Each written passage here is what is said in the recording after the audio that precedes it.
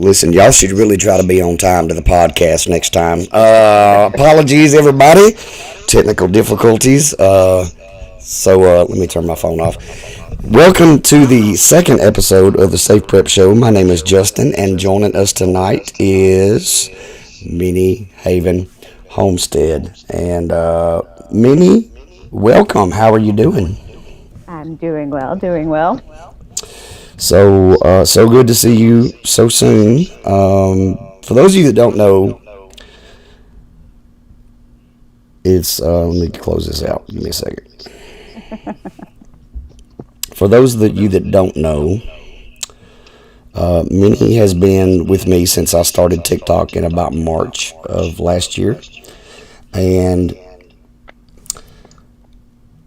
was very active in my comments, and we became friends. We used to kind of work in the same field, and I was a paramedic. She was a dispatcher, so we both crazy. And she has helped me in so many ways and helped my family in so many ways. And she was able to actually come see me a couple of weeks ago, brought me some pickled dilly beans, which I'd never had before, and we ate them all in a day and a half. And you don't even like green beans. No, I mean, I can eat them, but they got to be done right. They were so good. I ate them all, and then drank a lot of the juice, and then my belly hurt. And she also brought us some elderberry bushes, so we're excited about those. But tonight, she has agreed. She's actually agreed, period, to kind of help me out when the schedule isn't working. But we're going to talk about all the subcategories of preparedness and just kind of see where that takes us. And what my hope is for this podcast is to mention something that somebody has forgotten about or needs to revisit, that type of thing. But before we get into that, Minnie, for those that don't know you, won't you tell us a little bit about yourself, as much as you'd like to? I am Minnie Haven Homestead. I hail from South Carolina, but I'm now in Texas, Dallas-Fort Worth area. I live on a little acre with some chickens, a couple of dogs, and the hubby, who's sitting right across from me playing his video game. I have been a homesteader for, how long have we been married? 8 years? Almost 9 years? Yeah. So about 9 years with the hubby, and then previously here and there with my parents. Prepping has been a lifestyle for us, living on the East Coast with the hurricanes. But yes, that's me in a nutshell, sort of. So what would you say that your areas of specialty are when it comes to preparedness and homesteading? Oh, I'm a Jill of all trades. I know, that's why I asked the question. I'm really focusing on gardening now, and canning, getting back into canning. My mom started me on that. Let's see, what else would there be? Herbalism. Trying to dabble in that a little bit more, learning what's in my area, foraging as well. Like you did in my backyard. Yes, in your backyard, yes. She found about 8 or 9 things that were, either edible and medicinal. Yep. Every yard has something. But yeah, so livestock, I've dabbled in that a lot. Yeah, here and there, everything, pretty much. Nice. A bunch of stuff I'm not good at, so that's why I like having you as a close friend. So we talked a lot of gardening and a lot of chickens. So we can talk about chickens after a while. So Minnie has got notes and I've got notes. I'm gonna start first. So I'm just gonna read you what I came up with. So this is kind of how I want it to go tonight. We're just gonna start talking about stuff. Okay. And let's see here. So we're talking about the different subcategories of preparedness. So I tell people every so often you've really got to reassess and revisit some areas and kind of look at your overall preparedness picture, right? And so I'm just going to start. And guys, I've got the chats on. We may not be able to pay attention to them until a little later, but if we're missing something, you guys need to help us out because we want this to be. I want y'all to type participate. In all caps if we miss it. Right. Yell at us. So food, water, fire, medical, wilderness, bug out, security and self-defense, herbal and medicinal, homestead, light, heat, comms, clothing, alternate cooking source, fuel, transportation, kids, financial, trash, and human waste. That was just me brainstorming this afternoon, trying to think of everything I could think of. What have you got? Well, I want to preface everything with something that I read today. Just a quick little comment that I saw on a thread in Reddit, because they have prepper threads in there. And it said, prep for Tuesday, not Doomsday. So that's going to be my preface for this conversation. I wrote down a list of major, medium, and minor kind of things to prep for. Major being like the things that are going on in the news today with the nuclear threats and things like that. Minor being more, or medium being more of like a upcoming hurricane, you know it's coming, or a longer to long-term illness that comes up. Minor being more like a vehicle accident that you could kind of get banged up, or you've got sick kids in the family that, you know, it's the flu season. So you may lose time from work or something like that. So that's the group that's the Prep for Tuesday, not Doomsday group. So we say often on our account, you know, if you're getting ready for the little things, you're also getting ready for the big things. And when we work with a client, one of the first things we do is a SafePrep assessment. And I try to figure out what natural disasters are most likely to happen in your area, because, guys, statistically, those are the ones that are going to get you first.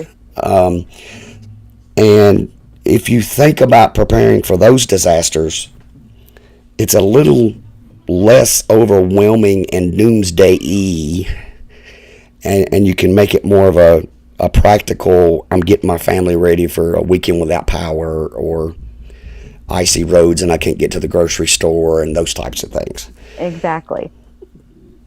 So it's good to learn where you're at, learn the weather, learn the traffic patterns, learn multiple ways to get to your home if you're out and about, and learn the compass. That was another note that I wrote down, was learn how to use a compass and what direction your, we'll say, home base is in from where you're at. Absolutely. And we could do a whole nother podcast on skills. I was thinking that earlier, like, we ain't got time to get skills tonight, but you know, you definitely need to have a compass. You need to have maps. Those are things that are important. And she talked, I know, like where we live, she's talking about having different ways to get home. We don't live in a floodplain, but we've got some floodplain around us. And when we have major flooding here, we have roads into our neighborhood that flood and they close them down. And we've got 4 or 5 different ways that we can get out or get back in. And the time to learn those is now, when the roads aren't washing away, because turn around, don't drown. And Alicia can tell you a story about that next time. She was a no girl and drove through some water in the minivan. But absolutely, just knowing where you are, knowing how to get out, knowing where you're going is a big deal. Yep. But as far as other, minor inconveniences, I kind of counted job loss as a medium to minor. In this day and age, there's so many help wanted signs everywhere, so it's you could probably jump into a job really quickly. But there was a friend of mine who I was a roommate with, and they were very thankful that I had my little stash of foods because some of their friends were in the food donations lines, and they were working and they were still going through the food donations lines because they weren't getting paid enough at the time. So she was very thankful that I had stacks of canned goods in our dining room, even though it was a horrendous area to look at. They were stacked neatly. They were organized. Um, And there's a lot to be said for. Hopefully, we never need our preps. right. And even though we may not need them, somebody else may need them. And if we have an opportunity to be helpful and to give things away, a lot of preppers make care buckets where they've got some things already in a bucket. All they got to do is hand it to somebody, and they've got some food in there and some basic essentials, and just to help us be good people.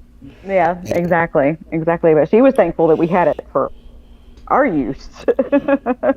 She didn't have to go out to the grocery store to go and get anything, but it is nice to have some handouts for everyone too. Um, Dollar Tree or dollar and a quarter tree now. Yeah. Perfect place to get stuff for that, or for your own prep. That's I don't knock that place. It's awesome. Um, So what do you think people? What do you think most people in general? Let's just lump everybody into one group because everybody loves that. Um, what do you think most people are forgetting about, or have not focused on enough, or need to reassess? What is a weakness that you think a lot of people have that they may not even know is a weakness? um, Or how do you evaluate what your weaknesses are? well, I know what I need to work on as far as the major things. Comms is one of them. Um, skills. Skills is another, that's, like you said, that's a whole other topic. That's something that I definitely need to practice more than preach. It's easy to watch a video, but getting out and doing it's And do another. it. Yep, exactly. Exactly. Like at prepper camp when I was having a tough time lighting my little camp stove, it finally hit me. Oh, it's windy. I have to block it. Oh yeah, that's right. Um, no, as far as assessing your preps, um, that's when you would think of worst case scenario. You know, okay, power's out, snowstorm, snowpocalypse that hit Texas. What do I need if the power's out? You need your food, your water, your heat, um, and entertainment. That's another. That's one of the smaller things that people don't really think about. Um, That was part of my kids.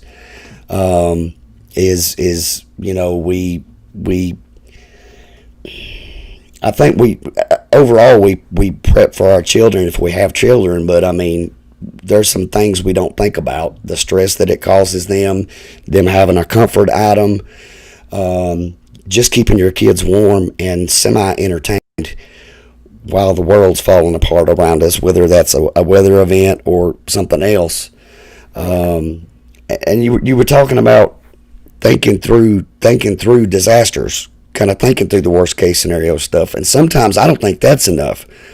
And I've told people before, you don't have to have like a full scale exercise to run through your plan and your preps, because you can cut the breakers off to all your lights. I'm not saying kill the breaker to your house. Leave the fridge running. Leave the major things alone. But right. you don't. If you can pretend or be as realistic as possible and not have central heat and air for a minute, just cut your AC off. Mm-hmm. Cut all of your lights off, and you're going to have to experience that for several hours trying to do. Go ahead. Turn your phone off. Yes. Yes, you can't look anything up. Nope. Nope. No electric stuff whatsoever. No electronics. So it's going to be hard for some folks if you've never experienced a big disaster or even a smaller disaster. The tiniest tasks are going to be more difficult. Getting to the bathroom without falling over and breaking your hip is going to be an issue. Knowing where the toilet is so you don't sit down in the floor of the bathtub accidentally. So if you can, and also if your kids don't have electronics, they're going to act a certain way, and you need to experience that as well. And when you run into these scenarios, when you run into these situations, that's when you can go, oh yeah, I need to fix that. Mm-hmm. And that's the only way you can figure it out. You're on the right track with your two, with the board games and the card games. But it's a little more difficult with the younger kids, like the toddlers, the 2-year-olds and that group. But getting them playing with hand-eye coordination games, the big Duplo blocks, whatever, that kind of stuff, sensory items. And you also mentioned comfort items, and it's really good to have double of what you have as a comfort item. If you know that pound puppy or blanket is their favorite item, get a second one if you can find it. We had that issue with my niece when she was younger, with the whole washing of the blanket. She would flip out. Well, another reason for that, that's an awesome point, is I like to have one thing for the house, and I like to have one thing ready to go. But like in a bug out bag or a 72-hour bag or an evacuation bag, because in the heat of the moment, when you're like, we got to get out, when you start to think about what you need, you're going to forget something. And there are certain things you can forget and get away with, but when it comes to our kiddos, we need to be able to clothe them, keep them warm, have some water for them, have some snacks, and have a comfort item. And their favorite. Yeah. Yes. Absolutely. Absolutely. I see a lot of people commenting, hi guys. So a lot of them are commenting on their weaknesses, comms, water. Mm-hmm. And you know, when I took my last little break on TikTok, which was about a month, you know, I'm SafePrep's an anxious person. So it's easy for me to know what my weaknesses are. And as far as our preparedness went, water was a little bit of a hole for us, even though we had some. And we had no solar. We didn't have a generator. So that was a huge gaping hole. So, you know, I bit the bullet, did my research, and we ended up with a solar generator, ended up with an additional 55 gallons of water in the garage. And I feel so much better that I've filled in those gaps and really took my preparedness up another level. And you've got to assess. You got to look at all your stuff. You got to look around you and go, what stuff do I have? What do I not have? What haven't I thought of yet? Try to think outside the box, and then that's what you need to focus on. If you get stuck, guys, I've said food. You can't go wrong getting food, y'all. Mm-hmm. And then figure out what your weakness is and try to improve that at least. And with the food, that's when the whole rotating of stock comes in. If you, like me and a couple of other people that we know, go to, you know, Dollar Tree and stuff like that, Dollar General, and rotate your stock. That's if you're getting one, get two. That's a big prepper skill that we kind of automatically do. Although I need to rotate a little bit more than I do, but it's something to get into a good habit of doing, with meds and with the food items as well. And when you know, we talk about subcategories, you get into food, you've got so many options, and you really need to know what your choices are in order to be able to plan your best. So you've got buy things you normally eat at the grocery store that kind of keep well, and have a rotating pantry. And then you've got canned goods. You can't go wrong there. And then you've got freeze dried.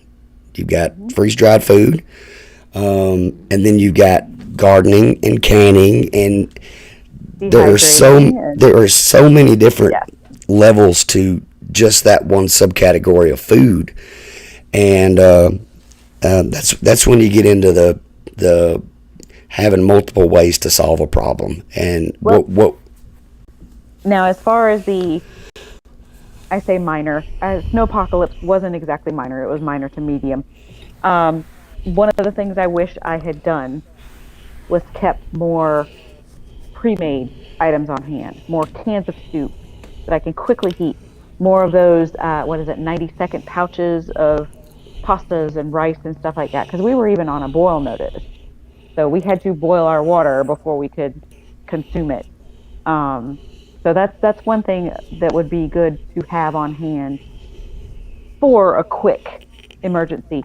Or mama comes home, she's tired, throw in some Velveeta sauce, cheese sauce with some noodles. You got macaroni and cheese, toss in some cut up Vienna sausages that you sauteed or whatever. You got some hot dogs in there.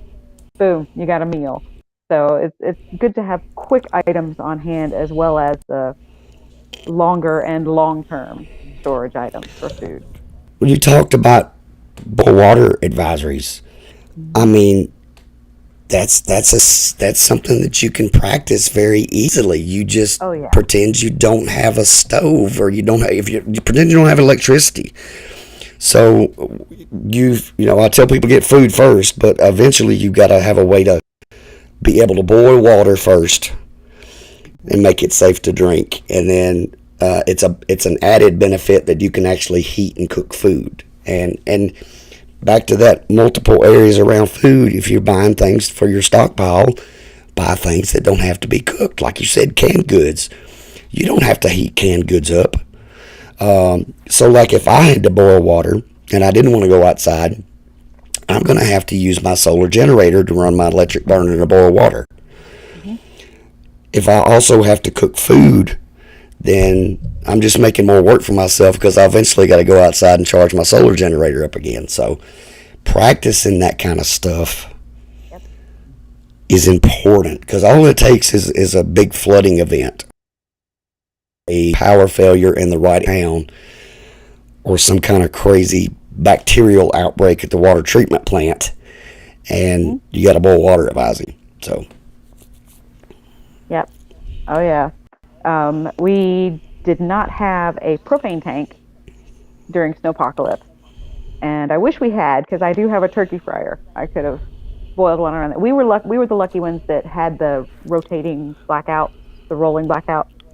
So gotcha. We knew when the power was going to go off and come back on. So when it came back on, I would just go and boil a couple of pots of water and have them covered and sitting out on the counter to use. But had I had the propane tank, I would have definitely used that turkey fryer burner with some of my stock pots and boiled the water there. I did end up getting a dual fuel single eye burner that runs off of the little butane canisters and the propane canisters. And they say it's safe for indoors, but I'll use it in the garage. And we also have, a charcoal grill. Not that much charcoal, but it's starting to go on sale now. So, but it's a weakness, and you lack in that area, and it's on your mind. Yeah. So you're watching for deals and those types of things. Yep, exactly. So those are a few different options for cooking should the power go out.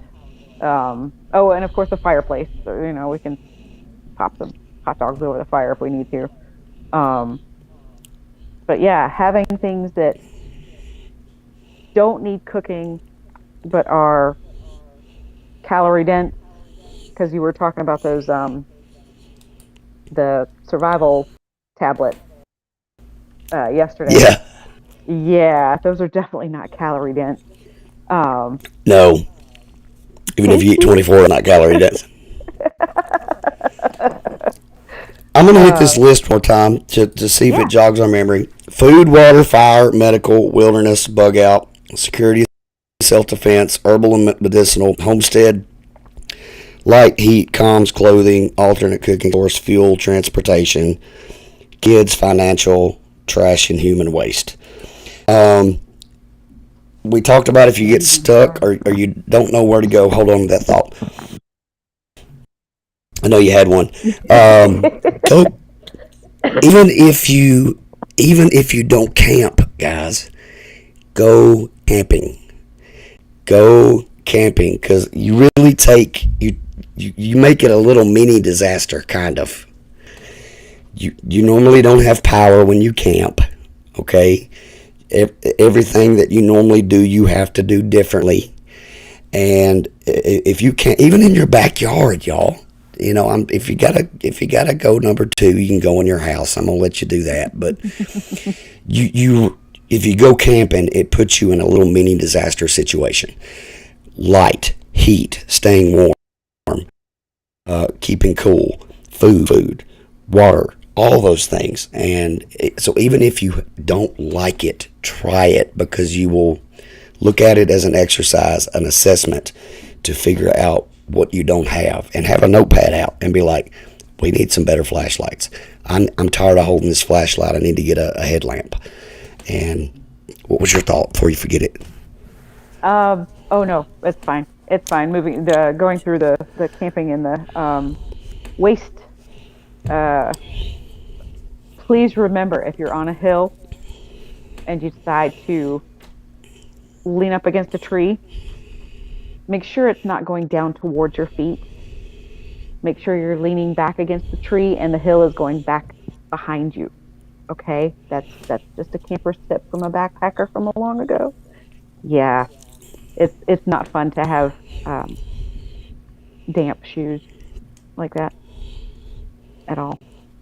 Generally, the more you go camping, the more camping stuff you end up with. And I'm telling you Yeah. guys, camping stuff is survival stuff. It really is. If you don't have a tent, get you a little bit cheap tent.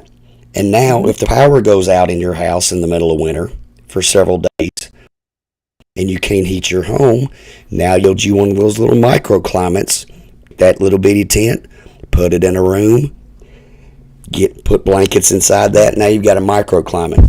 All the Yep. all the rechargeable lanterns, fire starting stuff, water purification tablets, all that camping gear is survival stuff. Even if you don't like camping, you need to try it. Exactly. And I kind of wish we had done that during the snowpocalypse.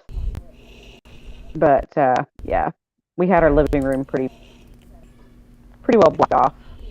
Sorry, I froze there for a second. Um, Oh, you're good. but no,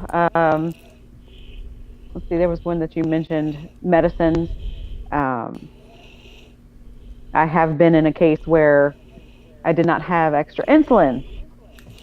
Um, we were having the house floors redone, and the guys tripped the breaker for the refrigerator that I had my insulin in. So always be aware you can ask your doctor for an emergency supply, be it 30-day or 90-day. Um, but that's only for certain things. That's not for the what do they call them? Schedule, whatever it is. Um, like the narcotics and things like that. You can't do that with those. Yep. Um, but as far as insulin, blood pressure meds, that kind of thing, uh, they can give you an extra supply. Insulin has now been sold over the counter at Walmart. I want to say it's their brand, Rely On brand, but that's a whole nother topic that we can discuss as well. Oh, absolutely. Diabetes issue. Oh, I picked the most complicated topic to do in the shortest amount of time tonight. So this could be 87 podcasts. Right. And on the subject of medications, guys, don't forget your kids. Your kids may only get a cold or have a fever a couple of times a year, but aren't you glad you can go to the store and buy ibuprofen and Tylenol? And Exactly. that's an area that we're restocking right now is the over the counter medicines, antidiarrheal, Benadryl, ibuprofen, Tylenol, and all. If we're getting it for us, we're getting the stuff the kids need as well. So Right. Yeah. All of the basics that you can cover. Um, and bandages. Oh my goodness. Band-aids. I went through I don't know how many band-aids recently with my missing digit. Um, but it's something you don't think about until you need it right then and there.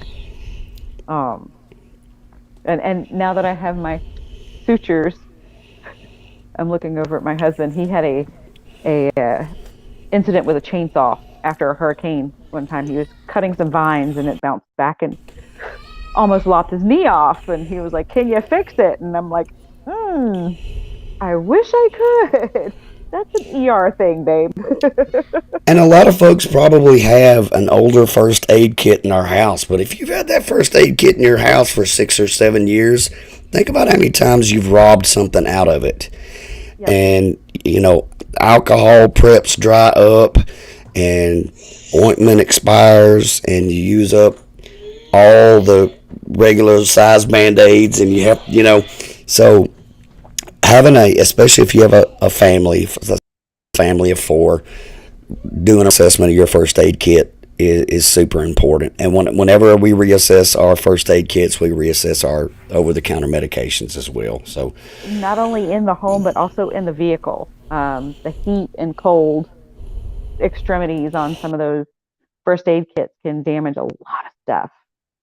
I can't tell you how many of those plastic band-aids would fall apart in my hands. Just they'd come apart in the packaging. Um, but that's another good thing to keep checking on. Not every 6 months, just to see. absolutely, absolutely. What else did you have on your? Oh my goodness, really? All right, I'm gonna freeze up for a second. You're fine. I'll talk to everybody while you're looking. Sounds good. We won't be on here too much longer, guys. So if you guys have questions, go ahead and start putting those in the comments right now, and we'll try to get to as many as we can before we end the podcast. We do want to. In fact, while Minnie's looking it up, let me run something real. If I can find it, there we go. Right after our show this evening, be sure you check out the Big Daddy Al podcast on the Podbean app at 8 p.m. Tonight's guest is going to be our friend Will at work. Will's embarking on a huge camping trip, and Al's going to keep you up to date on everything that Will's teaching and learning. If you can't catch Al live on Podbean at 8, you can always catch the uploaded episodes on Spotify. You guys go give Al a listen.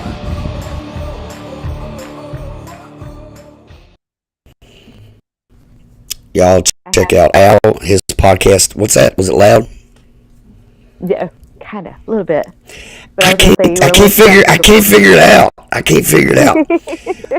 I like to make people's ears bleed. Y'all be sure you check out the Big Daddy Al podcast at 8 p.m. on Podbean right after this, and he's also on there tomorrow night. Will, it works awesome. He's on a big camping trip on his bike with his bike trailer, and should be some good stuff. So, Minnie, what'd you look up? Well, I have one more thing just to add to this one, and that is connection with community. Connect with your neighbors, get to know them, see if they're, along the same thinking pattern as you are. I wish I had connected with my next door neighbor sooner before the snowpocalypse because she ended up having a burst kitchen pipe. And it probably would have been alleviated if we had gone over, if I had gone over there and helped heat her house, just to give her a hand with that. But get to know your neighbors, get to know your community. There may be people with skills that you need, and they may need your skills. So that's my last comment of the evening. One of the questions I get a lot is, how do I find a prepper group in my area? Or how do I find a prepper group in my state? And I'm like, I tell them how. I'm like, Facebook groups is probably the best way. But I'm telling you guys, when a disaster strikes, and it don't have to be a big disaster. It can be a house fire, guys. Somebody's house can catch on fire. Power out for several days. It can be a tornado, a hurricane, earthquake, wildfire. The people in your neighborhood, whether you know them or not, that's your group. That's your group. And it would be beneficial to know who is good in that group and who ain't good in that group and how you can help each other. And if I'm not saying, I say this all the time, don't go to your next door neighbor's house if you've never met them before and be like, hey, I'm a prepper. Right. Do y'all food? It doesn't work like that. But if you find you have to check, invite your neighbors to dinner, Right. invite them to a barbecue during the summer. And when you meet people, conversations happen organically. And especially when you find people that garden, homestead, hunt, fish, like 2A stuff, you start to put two and two together. And if it's a match made in heaven, I guarantee one of those people will be like, are you a prepper? Right. And they're probably going to say yes. And that's how you build relationships in your neighborhood. But even if you're the only prepper in your neighborhood, you better know who lives up the street. And me and Minnie were talking about this when she was here. I was like, this guy up in here is retired from the Marine Corps. This guy up here is a paramedic. He's a 2A guy. My neighbor across the street's a 2A guy. I got my gardener next door.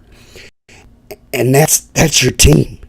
And you better know them beforehand because it's so much easier that way than on a stranger's door asking for help. Oh, yeah, definitely. Not only that, check in with your county's emergency operations center. That's another good place to start if your county has one of those, which they should. Most counties in every state have that base of operations for, and they either call it the EOC or Emergency Management Division type of thing. Being a dispatcher, we worked really closely with them, and they would always have the hurricane kits. They'd have totes with just all kinds of stuff that they would take to the fire station if a hurricane was coming through. And of course, the fire stations had their own stuff. But this was actually stuff to, like, with the baggies to give out to people of toiletries or, baggies of food, things like that. So we think dispatchers don't get the credit they deserve. EMA gets no credit. No credit. And what she's talking about is emergency management agencies, EMAs, and sometimes they're called Office of Emergency Management, OEM. And one of their jobs is to get the public ready for disasters.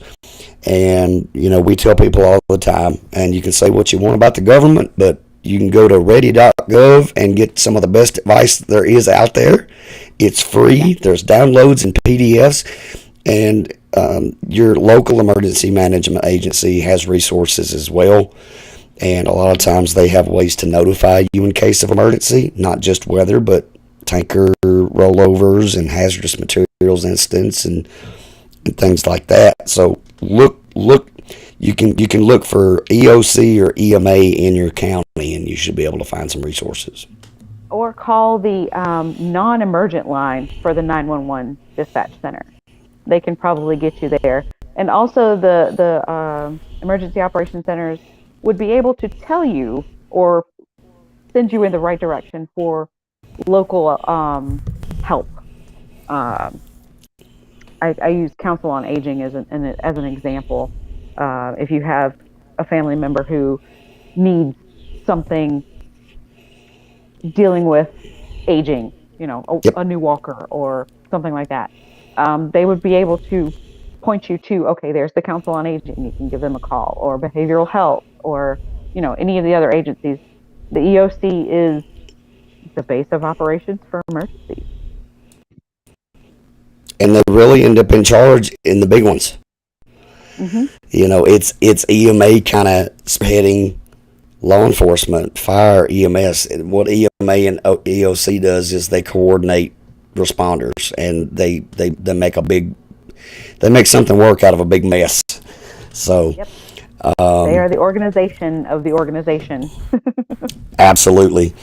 We got about 5 minutes left. I started with that big list of things, and I'm probably going to put that list in the description on the actual video here on YouTube. It was very broad and very long, but if don't be overwhelmed, keep it simple. And so food, water, a way to be able to stay warm, okay, a way to be able to defend yourself, however you choose to do that. And then I really want people to think about power. And I'm not necessarily saying everybody needs to go get a solar generator, but you need to have flashlights. You need to have some headlamps, and you need to have some extra batteries. It's the little things. It's the little bitty things that are going to cause you the most trouble, be the most inconvenient, even in a short-term disaster. We get used to seeing. Items. Yep. Yes. We get used to eating. We get used to drinking. Think about, do you want to drink nothing but water for 3 days? How about you have some Kool-Aid or some Tang mix to make, your kids aren't going to drink water unless you put some flavoring in it. So I'll put that list up, and you guys can reference the description and just kind of sit on each line and go, is that a hole in my preps? And how do I fix it? How does that fix my situation? So it's good to sit back and reassess every so often. And if not, if you may have it, but you may have misplaced it or lost it. Yep. So go look for your stuff and try to organize it, if nothing else. So that's another key, is organization. But folks, this is just part 1 of an 87-part podcast on the subcategories of preparedness. You guys will see Minnie again. She is a rock for me, a shoulder to lean on, and personally, but also prepper wise. She knows a bunch of things I don't know, and I'm so grateful and gratitude to be able to learn stuff from her. So, do you have any parting words before we get out of here, so we can send everybody over to Al's podcast? Prep for Tuesday, not for Doomsday. Prep for Tuesday. I want to go back and rename the podcast that. Prep for Tuesday. Prep for Tuesday. Yep. So, hey, we didn't fight. And this is so awesome. I feel like there'll be another podcast. I love you, and you. Card out, yo. I love you, and you are the absolute best. And I'm sorry my wife stood you up. I'm sorry. That's okay. Tell her next time. Love you, honey. We'll talk to you later. Love you too. Bye, guys. Guys, you were awesome. Thank you for tuning into the Safe Prep Show. Be sure that you give us a subscribe and hit the notification bell here on YouTube. The Big Daddy Al podcast starts at 8 p.m. He's going to be talking with our good friend Work. And so you guys go over and give Al all your support. And we will see you very, very soon, probably next Friday at 7 p.m. right here on YouTube, Facebook, and Twitch. Thank you all for being here. I appreciate it, and we'll talk to you soon. Stay prepped. Take care of each other.